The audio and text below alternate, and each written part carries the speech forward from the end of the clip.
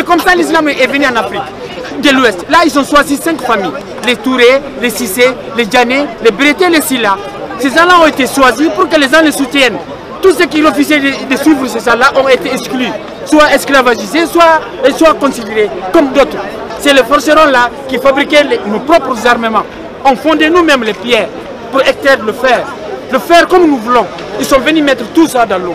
Et à partir de là, on n'avait plus des armements, on n'avait plus rien. Les fondamentalistes arabes pouvaient maintenant rentrer, nous prendre nos lois, violer nos femmes. Combien de milliers de l'homme noirs ont été castrés par ces gens-là? Mais ils disent que c'est une religion d'amour, l'islam. Écoutez, si c'est une religion d'amour, nous les noirs, on n'a pas connu ça. Je le parle en tant que quelqu'un qui est né dans l'islam et tout ça. Mais avec ce que je vois aujourd'hui, je ne vois que le contraire. La religion des Africains, c'est notre unité, ça s'appelle le Vida. Vérité, unité, dignité, amour. Si nous ne nous aimons pas, si nous ne nous unions pas, si nous n'avançons pas sur la même direction pour libérer l'Afrique, les Africains, psychologiquement, on restera toujours l'esclave des autres. Pourquoi ce sont les Arabes qui vont nous islamiser? Pourquoi toute notre culture est arabisée et islamisée?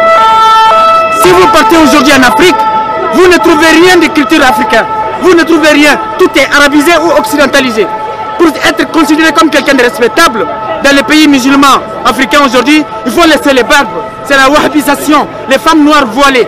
Pendant que vous êtes là, vous ne verrez aucun arabe s'habiller comme les noirs, que ce soit homme ou femme. Les Dogons, ce sont comme vous et moi. Ce n'est pas une ethnie. C'était des gens qui ont refusé catégoriquement l'islam. Dogo signifie Dougou. Dougou signifie la terre.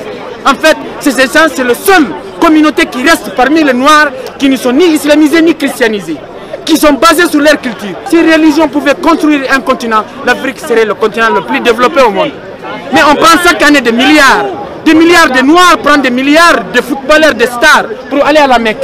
Tous ces milliards-là que les noirs dépensent à la Mecque. Et si on les mettait ensemble, on va faire des autoroutes entre Lagos, Johannesburg, entre Abidjan, Conakry, Dakar, partout en Afrique, on va avoir des trucs. Il faut vraiment qu'on se réveille. Il faut qu'on se donne les mains. C'est ça le problème africain. Notre unité sera notre religion. On dit que l'islam, religion d'amour. Non. L'islam est entré par la violence. Les religions, ce sont les inventions des êtres humains. Okay? Dieu n'a pas une religion. Si tu veux ton paradis, c'est toi qui l'as créé. Si tu veux devenir un médecin, il faut avoir des formations. Si tu veux devenir un footballeur, il faut s'informer. Si tu veux avoir un peu d'argent demain, il faut s'épargner. Il faut s'épargner, il faut travailler. Donc c'est toi qui crées ton futur. Il n'y a rien comme le destin. Il n'y a rien qui existe comme destin. C'est toi ton propre destin. C'est toi qui choisis ce que tu veux devenir.